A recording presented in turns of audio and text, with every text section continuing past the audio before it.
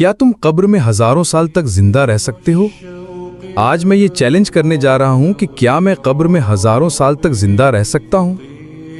हम अक्सर मौत के बाद की जिंदगी के बारे में सुनते हैं, लेकिन क्या यह मुमकिन है कि हम हजारों साल तक जिंदा रहें, या ये सिर्फ एक खराफात है?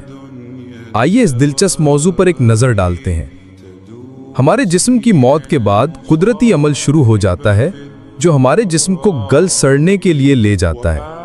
ये अमल बैक्टीरिया, फंगस और दीगर माइक्रोब्स की वजह से होता है जो हमारे जिस्म को तोड़ देते हैं। इसके अलावा हमारी सकाफत और मजहब में मौत के बाद की जिंदगी के बारे में मुख्तलिफ अकायद हैं जो अक्सर हमारे जिस्म के साथ क्या होता है उस पर असरअंदाज होते हैं। मौत के बाद जिस्म को महफूज करने के कई तरीके हैं, जैसे कि एम्बाल्मिंग, ममी साजी और जदीद साइंसी पेशरफ्त। एम्बाल्मिंग एक कदीम मिस्री तरीका है जिसमें जिस्म को कीमियाई मवाद से भरकर महफूज किया जाता है। ममी साजी भी एक कदीम तरीका है जिसमें जिस्म को खुश्क करके महफूज किया जाता है।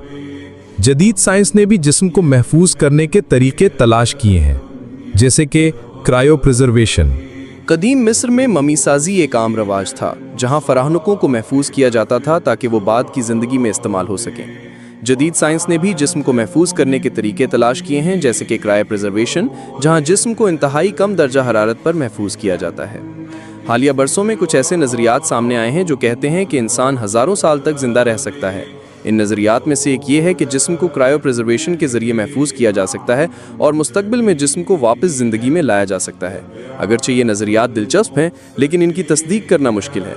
हमारे जिस्म की मौत के बाद हमारे दिमाग की फ़ालियत बंद हो जाती है और हमारे जिस्म के खुलिये मर जाते हैं। खुलासा ये है कि मौत के बाद जिस्म को महफूज करने के कई तरीके हैं, लेकिन हज़ारों साल तक जिंदा रहना अब भी एक बड़ा चैलेंज है।